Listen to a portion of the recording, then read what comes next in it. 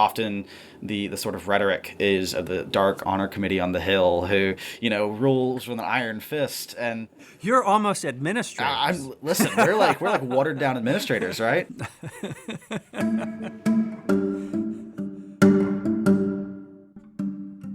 Hi, everyone. I'm Jim Ryan, the president of the University of Virginia, and I'd like to welcome all of you to the 6th episode of Inside UVA. This podcast is a chance for me to speak with some of the amazing people at the university and to learn more about what they do and who they are. And my hope is that listeners will ultimately have a better understanding of how UVA works and a deeper appreciation of the remarkably talented and dedicated people who make UVA the institution it is. I'm thrilled to welcome Andy Chambers, fourth-year student and the current chair of the Honor Committee today, to today's episode of Inside UVA. Andy, thanks very much for being here. Yeah, thank you for having me. I'm really excited. So I thought I would start by asking you the same question I ask every guest at the beginning of an episode, and that is, have you ever run a landscaping company or built an electric guitar? I've ironically done both of those things. No kidding. Wow. Okay, yeah. We're like 5 for 5 then. Yeah. In terms of guests. It's a good group of aspiring luthiers and grass cutting. So when did you do those things? Yeah, so those were both in high school. As a sophomore in high school, was working a minimum wage job as a host at a restaurant, and was kind of fed up working $7.25 an hour, and so I said, oh, what could I do to make my time a bit more valuable? And I said, oh, well, I could cut grass. And so I started a landscaping company with my buddy who lived down the road from me, and we ran that for about 2.5 years. And then my senior year of high school, my public school had a weird tradition of the senior project, which was supposed to be this ominous and difficult thing that you learned a skill or did something kind of daunting. So people ran marathons, people learned to cook, and I wanted to learn how to build guitars. And so I built an electric guitar that year and worked with a local luthier, and he and I went from 2 big blocks of wood to a refined electric guitar. Wow. And do you have the guitar now? Do you play it? Yeah, it's back home. I play it when I'm back home a lot. In the lawn room, it's the electric guitar is a little much, but I have the acoustic for when I want to play there. And did you say luthier? Yes. Is that the name? Okay. For those like me who have never heard that term, is that basically the term for someone who makes guitars? It's a maker of stringed instruments, so it comes from the word lute, and so a luthier would make anything from a guitar or a bass to a violin to a banjo, anything like that. So where did you grow up, and how did you make your way to UVA? Yeah, so I'm from a town in kind of southwest Georgia called Columbus. It's right on the border with Alabama, about 5 minutes from the Phoenix City, Alabama. It's a city. It's 200,000-ish people, but it's bolstered mostly by a military community. So Fort Benning is the largest Army base in America, and it's there. And it's where a lot of their training goes through. And were your parents in the military, or? So I had like a grandfather and a stepmom in the military, but my direct parents weren't. My dad is a mechanic. My mom is a bookkeeper, and so I'm a first-gen college student. But when I was going through school, I was kind of trying to figure out where I could go that would make the most sense, financially and also, academically. And I came down to a few options, and I thought that UVA, after visiting, was kind of the best way I could go. And so that's where I ended up. And am I right that you are both an Eccles Scholar and a Jefferson Scholar? Yeah, no way to out me on the podcast, but yeah, sure thing. Well, those are 2 of the most prestigious scholarships we offer. And is it even legal to have both?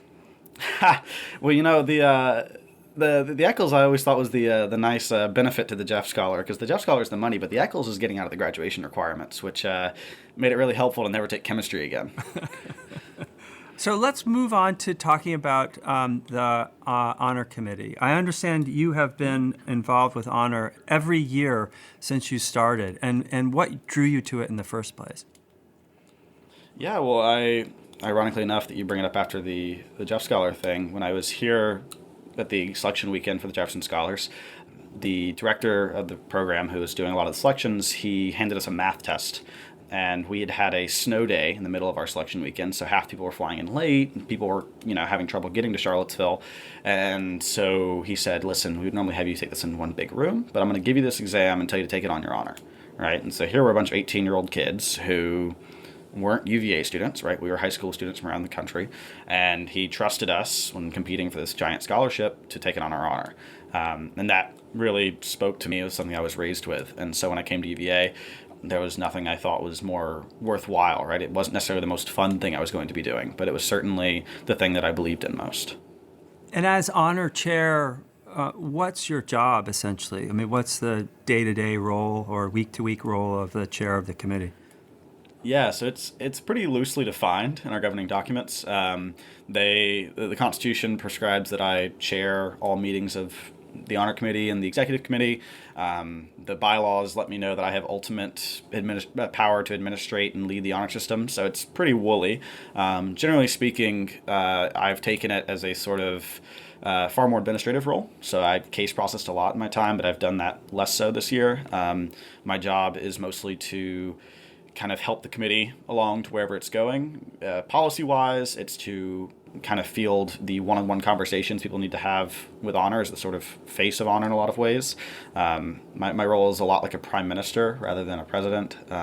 So I represent a body, and my job is to, kind of keep their will at the forefront of that. Who else serves on the honor committee? First of all, how big is it? And how do people become members? Yeah, so there's two different bodies. There's the honor committee and then the honor support officer pool. The honor committee is theoretically 29 members, though we currently have 28 seats filled, with 5 representatives from the college and 2 from every other school at the university. So we have all manner of graduate students, school continuing professional studies students. We have a representative from the new school of data science. We have, for all walks of the university, and they are elected, and if they aren't elected, they're appointed through their school councils. The honor support officer pool is a little bit different. They're the ones who do all of our day-to-day case processing. They're the folks on the ground doing, the hard legwork of the honor system, and they are selected through our selection process that's run by other fellow support officers and then the executive board of the committee. So there's about, in a given year, give or take, about 100 support officers and about 29 committee reps. So. And what's your favorite part of the job as chair, and what's the most challenging part? Yeah, I would say my favorite part is definitely the people, interacting with everyone and kind of, fielding a lot of different components of the system. You get a bird's eye view that I don't think you get in any other role. I served as a vice chair for hearings last year, which is the sort of second in command. And even there, I got 30% of what I get now. And that is simply because I'm looped in on every conversation. And so I see, when I go to committee and we're discussing policy, I'm thinking, oh, well, here's these other 6 conversations I've had that aren't necessarily admissible here, but that influence my decision, and trying to bring people along without betraying that sort of thing. The hardest part is exactly that. It's bridge building. It's making sure that people feel both heard and that the community is safe and represented. It doesn't sort of fall to baseline politics in the way that a lot of the rest of the world seems to these days, and making sure that we can still come together as people and as friends on the committee while also disagreeing vehemently on philosophy and how the system ought to be led. Yeah, and I imagine that's been put to the test a little bit this year. There's been a lot of conversations about changes to the honor system. I wonder if you could talk a little bit about those and let us know and the listeners know where things stand. Yeah, so kind of where we've been is the current committee in elections last spring pretty well decided that constitutional reform was something in which we were very interested. We kind of see a couple of internal policy problems in the honor system that we thought might be remedied through, substantial changes. And we had a very experienced committee who we thought would be really well equipped to create those sorts of solutions. And we came to committee in the fall, kind of having a host of options on the table. And recently we've, kind of descended upon one option. However, it doesn't really seem to have, maintained the sort of steam that it had at the beginning. There's a very high threshold to put something on the ballot from the committee. It's 2/3 of the whole committee, which of our 28-member body is 19 people.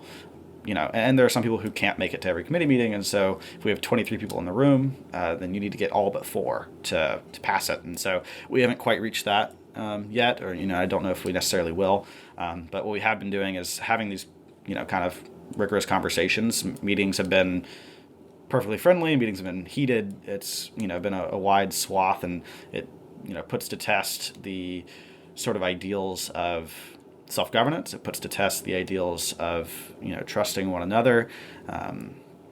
Ori Streeter, who was the chair about 3 years ago, he reached out to me when I first took on the role, and he's a med student in residency right now, and he texted me and says, hey, I know this role can be really challenging and you'll learn more from it than anything else. And I was like, I don't know, man. I was vice chair. Maybe I won't. And I got about 3 months through committee deliberation and said, never mind. He was right. Right. Yeah. And my guess is that you hear from a decent number of alums. Is that right? Yeah, they, some of them have my phone number. Many of them just email me. So I definitely get a lot of them interacting.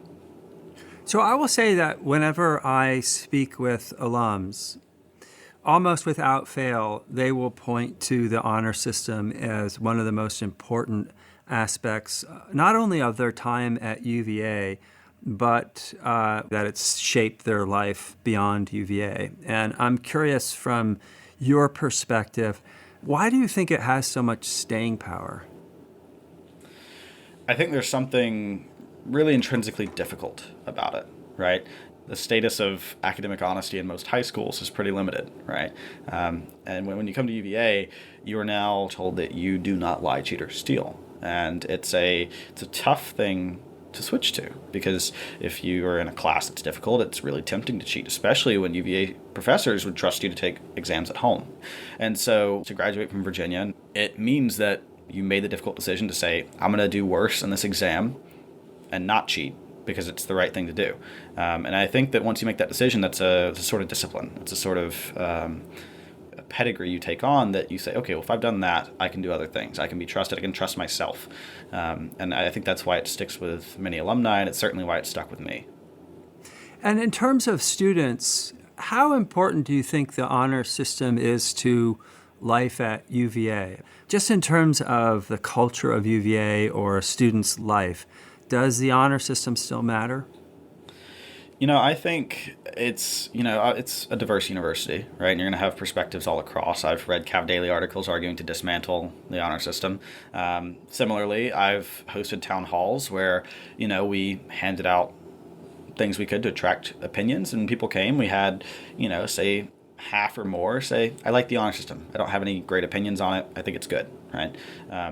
I still, with regularity, when I used to go into libraries, I would see laptops left unattended, right? When I walk down the lawn, I'm very grateful that my chair and the chairs around me are all unlocked, right? Because we trust that. And so I think, to some degree, that it's still very much so alive. I have professors who leave the class when we take midterms, right? And it's a crazy thing to do with this isn't even a graduate seminar. This is 2,000 level class that these are just students taking class. And so there are obviously going to be detractors. There have always been detractors. People, dislike the idea of, a harsh system, or they dislike the idea of a system at all that makes you adhere to these values that they may think are archaic or vestigial. But I would say the majority of UVA students, it's still something that I think holds value, even if it's not heavily upon their minds. Yeah, that's a sense I've gotten from conversations I've had with a number of students this fall. And it makes me wonder, and I'm curious of your opinion about this, that we don't spend enough time talking about the benefits of living in a community of trust as compared to the amount of time we spend talking about the appropriate sanctions. And I know part of your job, and especially this year, is to be talking about sanctions. But when I listen to students, I realize there is a tangible benefit to being part of a community of trust. Yeah, I mean, that's absolutely true. That's something that we are really looking forward to in the spring with our popular assembly, is to show students that this is a positive force in their lives and get their input on the sanction, right? That's something that's on their mind. Let's hear it. But I think more so to show them what the honor system actually means, what it does for them. I think it's all a really important component of this. Right. What's one thing or two things about the honor system or the work of your committee that people might not understand or realize that you think they should? Yeah, I would say, and it comes mostly from panelist reviews. So after every hearing, we have our 10 to 12 panelists who we'll hand them a survey, and they'll fill out how they felt about the day, what they thought about it. And panelists, for those who are unfamiliar, is more like a juror, right? They're a random student who are tapped to come and determine guilt. And consistently 85, 90%, they talk about two things. They talk about, how tight of a ship we run. And it's, obviously a lot of it's behind closed doors to protect our accused students, right? Because regardless of if somebody has committed an honor offense, we owe them that decency, right? And so that's something we're very serious about and keep very, locked up tight to protect them. But we do work really hard, and we have a great group of dedicated people who, run a pretty tight ship and put a lot of hours into this without, a lot of payback. And the second component is that, we're fellow students, and we care a lot about the folks that we work with. The faculty that, may report to us are folks that we could have taken classes from. The students that we, process are students that we've taken classes with, or we could have, hang out with on the corner any given weekend. We try to look at this with compassion and decency, but also trying to protect this community. And so I don't think they recognize many people recognize the level of empathy and the level of care that I think 99.9% of folks in honor put towards this. Right. So how many hours a week do you spend on this, would you say? Whew. You're gonna drag my sleep schedule out into here. Probably close to, on a light week, maybe 25-ish. On a heavier one, maybe 35, 40. I think that's true for me and most of the vice chairs. Yeah. So you don't have that much time outside of this, but tell me a little bit about what, if anything, you can do aside from your current job as chair of the committee. Yeah, so I study history, and I'm in the Distinguished Majors program for history, so I'm writing my thesis in the spring, and I take an inordinate amount of history classes because they're the things that I really enjoy taking. Beyond that, I've worked at the Virginian this semester as a server. I love to run. In a past life when I had a kitchen, I love to cook. And I, on my rare moment of downtime, I love to, just spend good fall days on the lawn with my friends, or, just find whatever kind of trouble I can get into. Right. And what's next for you? Do you know? Yeah, so I've signed with a management consulting position in Atlanta, so I'll be working for McKinsey & Company. Oh, great. Terrific. Well, Andy, I want to thank you for your time. I've really enjoyed the conversation. I appreciate all the work that you're doing for the Honor Committee and for UVA generally. And thanks again for being here. Yeah, thank you so much for having me on. I really appreciate the opportunity. My pleasure. Inside UVA is a production of WTJU 91.1 FM and the Office of the President at the University of Virginia. Inside UVA is produced by Mary Garner McGee, Brooke Whitehurst, Matt Weber, and Nathan Moore. We also want to thank Andrew Chambers, Monica Shack, and McGregor McCants. Our music is Turning to You from Blue Dot Sessions.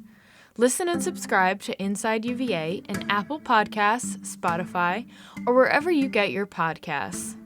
We'll be back soon with another conversation about the life of the university.